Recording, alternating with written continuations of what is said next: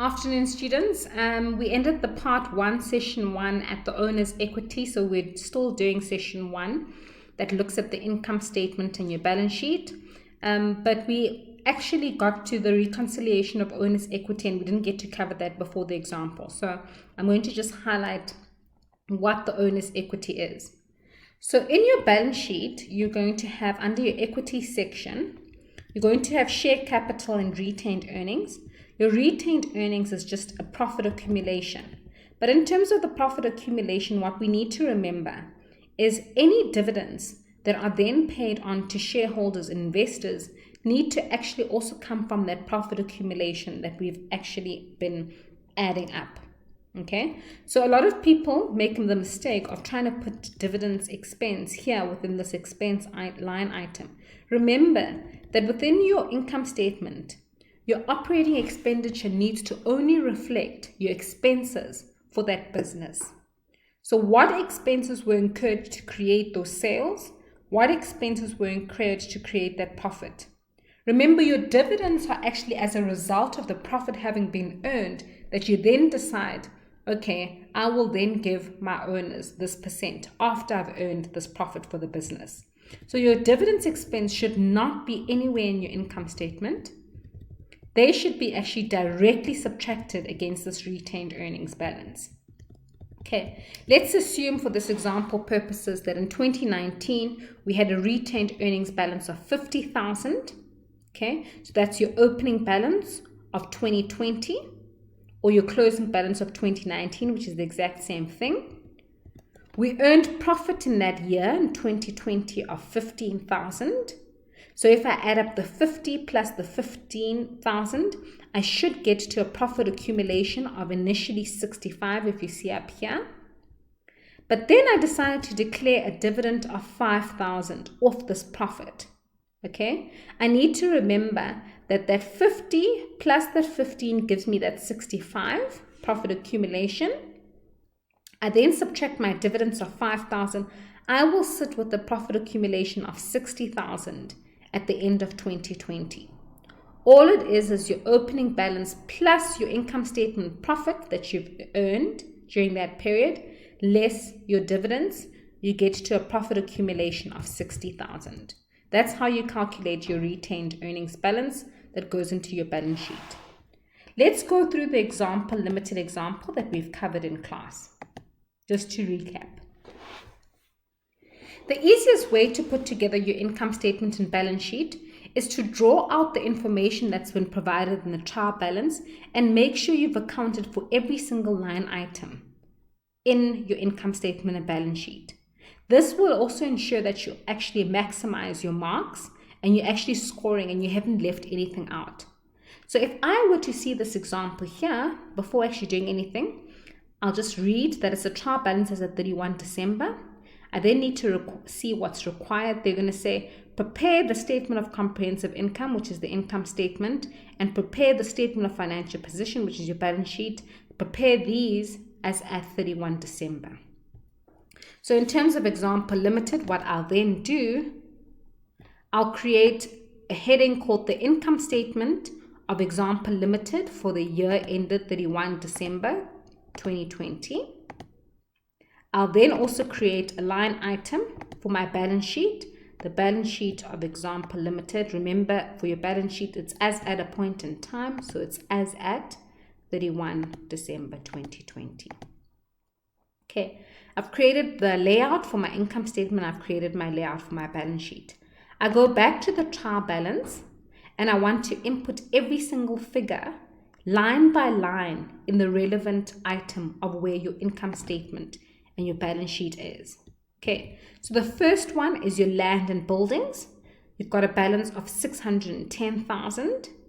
Then I've created a delivery van account under non-current assets.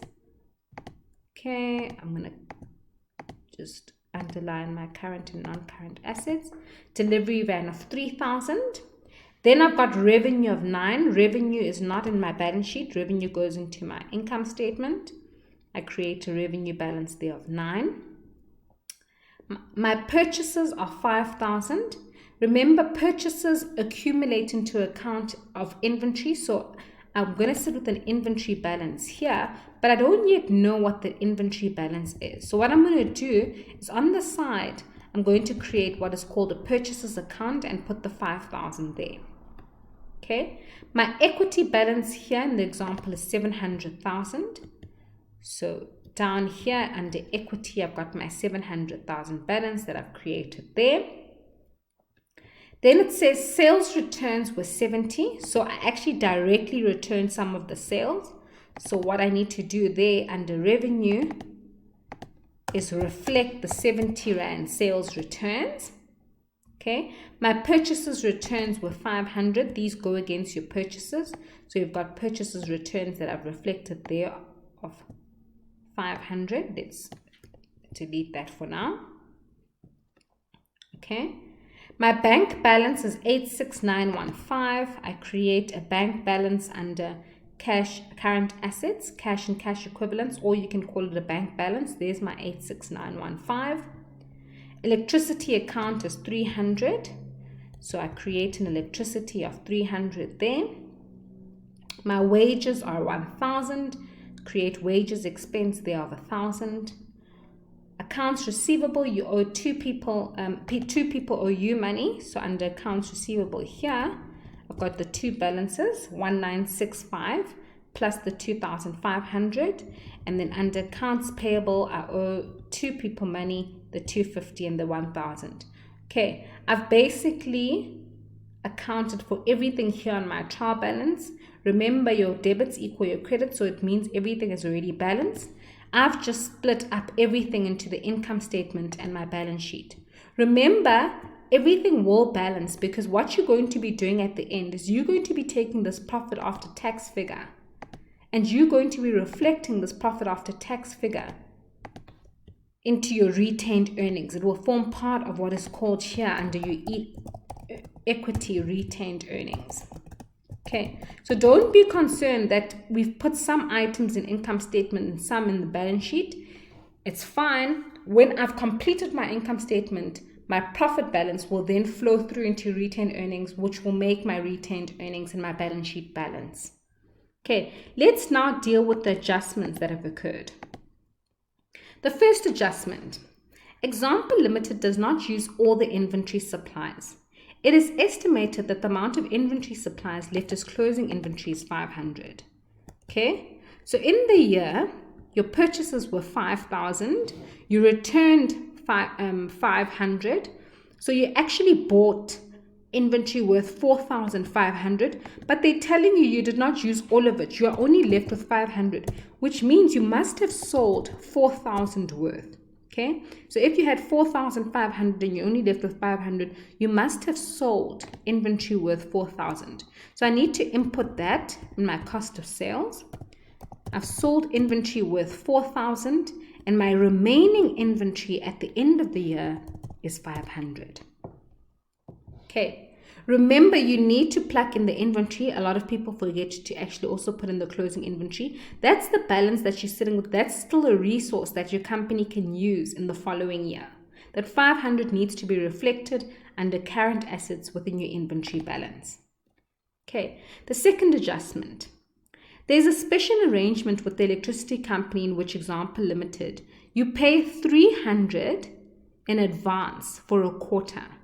Okay, but by 31 December, you had only used 50, which means you still have a prepaid worth of 250.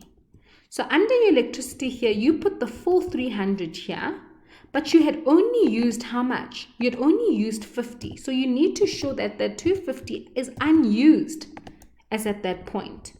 That 250 actually reflects a prepaid expense that I have made of 250 at the end of the year. I've still got that benefit for the following year. And the amount that I've only used needs to be reflected here in my income statement, which is the minus the 50. Okay, I've dealt with the second adjustment. The third adjustment, there's a telephone bill yet to be received. However, Example Limited estimates that it is still owing 100. Okay, so a telephone bill, you've used a telephone bill worth 100. Even though you did not receive the bill and you haven't paid it yet, it doesn't mean that you haven't used it for that period. I need to reflect the 100 as usage here in my income statement. And I then need to reflect the telephone bill here that I owe of 100. Okay. The last adjustment says assume depreciation on the delivery van is nil.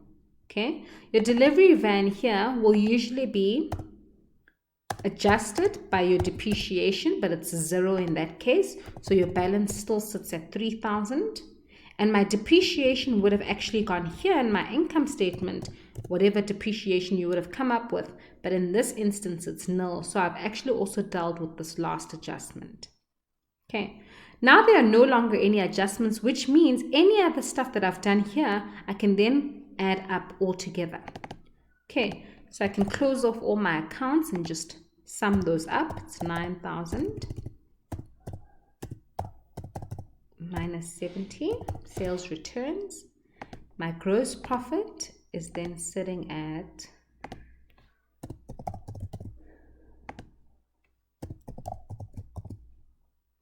4,930. My wages, I don't have any other adjustments. I can close that off. My total expenses, I can sum up all my expenses for the year, are sitting at 1,150, which means my profit before tax, I just sum up these two and the total expenses. They haven't told me the tax rate, so I'm going to assume it's nil, and your profit will then be the 3,780. Okay. In a question, I have to tell you that you need to assume the tax rate is 28% if I want you to then calculate the tax on it. But in this instance, I haven't said anything about tax. Okay. We can then also sum up the balance sheet. So your balance sheet is just your land and buildings are sitting at 610. Okay, my cash, there were no adjustments for my cash. Still sitting at 86915. Okay, my accounts receivable, I can close off those two accounts that owe me money. Equals 1965 plus then the 2,500. Okay, that's it for my assets. I want to actually total up my assets before I go down to my liabilities. Okay, I'm going to underline that. My total assets, I just sum up all my assets, 70513. Remember that these assets then need to equal my total liabilities and my total equity.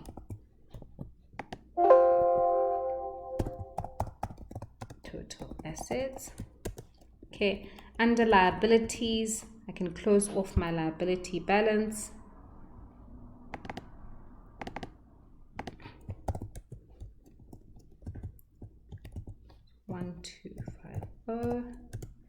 My equity is sitting at 700.